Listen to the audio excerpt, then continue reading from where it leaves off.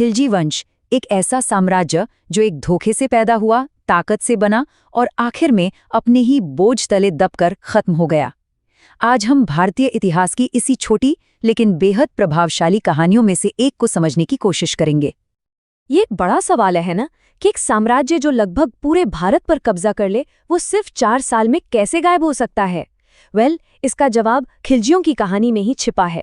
ये सत्ता के तूफानी रफ्तार से उदय और उतने ही विनाशकारी पतन की एक जबरदस्त मिसाल है। जरा इस टाइमलाइन पर एक नजर डालिए। सिर्फ 30 साल, मतलब एक पीढ़ी से भी कम। और इन 30 सालों में इस वंश ने एक नरमदिल संस्थापक देखा, फिर एक बेहद क्रूर विजेता, और उसके बाद नाकाबिल वारिसों की एक लंबी लाइन जिसका अंत बहुत हिंसक हुआ। तो आखिर ये कहानी शुरू कैसे हुई? देखिए, ज्यादातर राजवंश किसी बड़े मकसद के साथ शुरू होते हैं, पर खिलजी वंश की कहानी वो थोड़ी अलग है। इसकी नींव रखी गई थी खून और एक बहुत बड़े धोखे पर। कहानी के 2 मुख्य किरदार थे। एक तरफ थे सुल्तान जलालुद्दीन, करीब 70 साल के नरम दिल जो बस शांति से हुकूमत करना चाहते थे, और दूसरी तरफ उन्हीं का भतीजा अलाउद्दीन, जवान, बेरहम और जिसकी आंखों में सिर्फ एक ही सपना था, एब्सोल्यूट पावर, यानी पूरी ताकत। तो सीन कुछ ऐसा है। साल है 1296, जगह है कड़ा, गंगा नदी का किनारा। अलाउद्दीन अपने चाचा के इंतजार कर रहा है।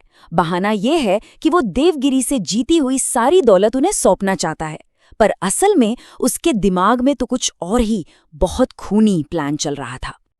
और फिर वो हुआ। एक पल सुल्तान अपने भतीजे को प्यार से गले लगा रहे थे, और अगले ही पल अलाउद्दीन के एक इशारे पर सिपाहियों ने उस बूढ़े सुल्तान की वहीं हत्या कर दी। बस एक धोखे भरे गले मिलने ने सब कुछ बदल दिया। अलाउद्दीन ने सिंहासन छीन लिया और खिलजी वंश का रास्ता हमेशा के लिए तय कर दिया। तो अब जब गद्दी मिल गई तो अलाउद्दीन ने अपना असली रंग दिखाया। उसकी महत्वाकांक्षा सिर्फ दिल्ली या हिंदुस्तान तक ही सीमित नहीं थी, वो उससे कहीं आगे की सोच रहा था। वो सिर्फ सुल्तान बनकर खुश नहीं था, वो बनना चाहता था एक विश्व विजेता। और इसीलिए उसने खुद को एक नया टाइटल दिया, सिकंदर-ए-सानी, यानी दूसरा अलेक्जेंडर। अब ये सिर्फ शेखी भगारना नहीं था, ये एक ऐलान था। एक ऐलान कि वो पूरी दुनिया जीतना चाहता है। हो सकता है वो मंगोलों से इंस्पायर हुआ हो, जो उस वक्त एशिया में एक बहुत बड़ा साम्राज्य बना चुके थे। वो भी कुछ वैसा ही या शायद उससे भी बड़ा करना चाहता था। और फिर शुरू हुआ विजय का एक ऐसा तूफान जिसने पूरे उत्तर भारत को हिला कर रख दिया। एक के बाद एक, गुजरात, जैसलमेर, रणथंभौर, चित्तौड़, कोई भी उसके सामने टिक नहीं पा रहा था। उसकी सेनाएं उसके काबिल जनरलों के साथ एक अनस्टॉपेबल फोर्स बन चुकी थीं। लेकिन गुजरात की जीत के दौरान उसकी सेना को एक ऐसा खजाना मिला जिसकी किसी ने उम्मीद नहीं की थी। ये सोना चांदी नहीं था, बल्कि एक गुलाम था जिसे 1000 दीनार में खरीदा गया था। नाम था मलिक काफूर। उस वक्त किसी को अंदाजा भी नहीं था कि ये मामूली सा दिखने वाला गुलाम एक दिन खिलजी साम्राज्य की किस्मत लिखने वाला है। और ये मलिक काफूर वो कोई आम जनरल नहीं था, वो एक मिलिट्री जीनियस था।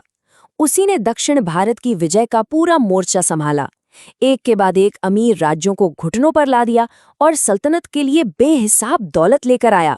और ये बात अलाउद्दीन की एक और खूबी दिखाती है कि वो टैलेंट कहीं से भी पहचान लेता था। तो मलिक काफूर की सेनाएं दक्षिण में एक आंधी की तरह बढ़ी। देवगिरी, वारंगल, द्वार समुद्र, मदुरै, वो रामेश्वरम तक पहुंच गए।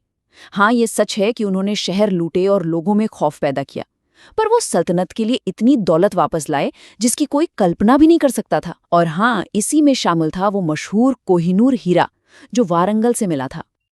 अब सवाल ये उठता है कि इतनी बड़ी फौज, इतने सारे युद्ध, इसका खर्चा कहाँ से आ रहा था? अलाउद्दीन अपने सैनिकों को तनख्वाह कैसे देता था? और सबसे जरूरी, लगातार हमला कर रहे मंगोलों को कैसे रोके हुए था? तो भाई, इसका जवाब है उसकी इकोनॉमिक जीनियस में। अलाउद्दीन का मकसद बिल्कुल साफ था। उसे एक बहुत बड़ी परमानेंट आर्मी चाहिए थी, लेकिन कम से कम खर्चे में। वो ये बात समझ गया था कि एक मजबूत फौज के लिए एक मजबूत इकोनॉमी चाहिए, तो उसने कई इकोनॉमिक रिफॉर्म्स लागू किए। हाँ, उसकी नीतियां बहुत सख्त थीं, पर काम कर गईं। और उसकी सबसे बड़ी चाल थी उसकी मार्केट कंट्रोल पॉलिसी। सोचिए, उसने हर जरूरी चीज की कीमत फिक्स कर दी।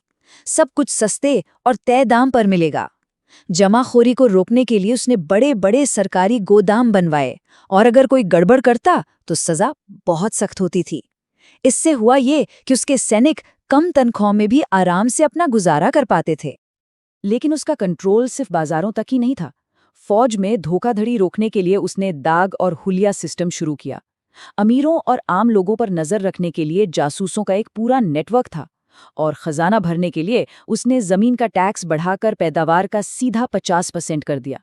मतलब हर चीज पर, हर किसी पर अलाउद्दीन का पूरा कंट्रोल था। तो 20 सालों तक अलाउद्दीन का ये सिस्टम, जो उसने क्रूरता और खौफ की नींव पर बनाया था, एकदम इनविंसिबल लगा।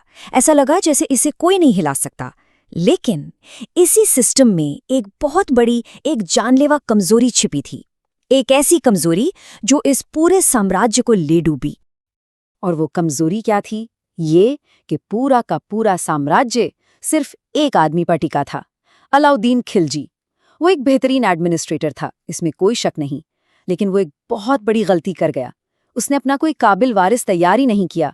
तो जब अलाउद्दीन की मौत हुई तो उसकी विरासत को संभालने वाला कोई था ही नहीं।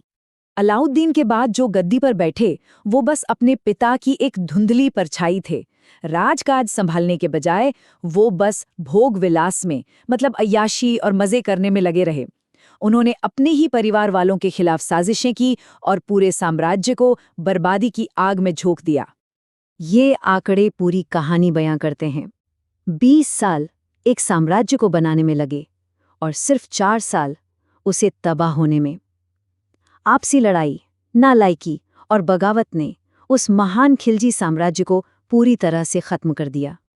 और आखिर में 1320 में इस कहानी का अंत हुआ। आखिरी खिलजी शासक को गाजी मलिक नाम के एक गवर्नर ने तख्ता पलट करके हटा दिया और तुगलक वंश की शुरुआत की। और बस इसी के साथ खिलजी वंश खत्म हो गया। एक ऐसा साम्राज्य जिसकी शुरुआत एक धोखे से हुई थी और अंत एक बगावत से। तो आखिर में सवाल यही बचता है, अलाउद्दीन खिलजी कौन था? एक विजनरी जिसने हिंदुस्तान को एक किया और मंगोलों के खतरे से बचाया, या फिर एक जालिम तानाशाह जिसका बनाया साम्राज्य ताश के पत्तों की तरह बिखरने के लिए ही बना था? शायद सच इन दोनों के कहीं बीच में है। शायद वो एक बहुत ही कॉम्प्लेक्स इंसान था जो एक ही वक्त में हीरो भी था और विलन भी।